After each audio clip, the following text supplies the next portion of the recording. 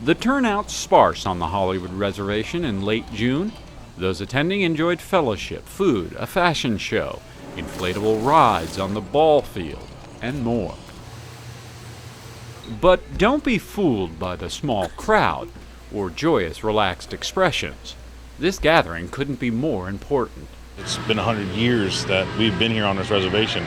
We've been here a lot longer, but that's how long the United States government has recognized us as a tribe here in this area. Long before, the tribe was established, we were here probably hundreds of years before that. For us to recognize ourselves is even more important so that we know where we came from. 100 years ago, the administration of President William Howard Taft set aside land in Florida for the Hollywood Reservation. Seminoles gathered to reflect on the changes, pride, and downright struggle to survive over that remarkable century. I've been a part of this reservation establishment since I was a child now. So I witnessed a lot of changes through here over the years. Talking about 100 years here on the res, I've been here like half the time. I would say my age, but...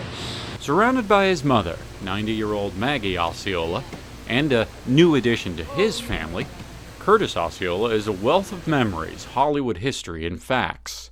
Things Curtis tries to share with his own children. Do your kids appreciate your way of life back then? Can they relate? I let them know about it every chance I get, I don't want them to forget, I just let them know where we come from, and I always remind them of their grandma right there, Maggie, how she grew up and stuff like that. One of the most challenging yet rewarding things for Seminole parents of today is describing just how different things were here in Hollywood 10, 20, even 50 years ago. The athletic fields looked very different. There was no senior center, no library, yet keeping those old traditions, those old themes, the old Seminole way of life relevant to today's youth is something parents struggle with on a daily basis. I tell them that we didn't have nothing, we didn't have nothing.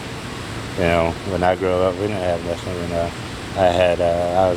I was blessed to have, my mom and dad, Your grandma didn't have nothing she grew up, all they did was live off the land, they lived in chickies and stuff. But now, we come a long ways and we got these modern houses now. And now, if you want, you can go get a loan and build you a big house if you want, I guess that's what our ancestors kind of, fought for us, to be here, today. And then a remarkable truth emerged.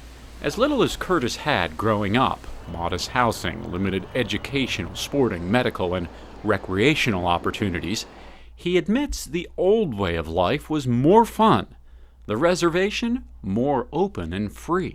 I just liked it because we could run around here, anywhere we want. Back then, like I said, there was that much houses around. We just cut through, the block. It was just trails, and,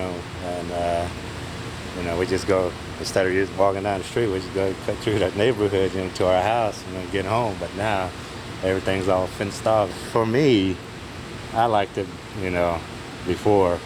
For my kids, I like it now because they have so much opportunities now, than we did. As a new era in tribal leadership begins after sweeping election changes, preserving Seminole culture and history will be paramount. Hollywood Council Representative Marcellus Osceola Jr. And it's going to be focused for every tribal official, not just me.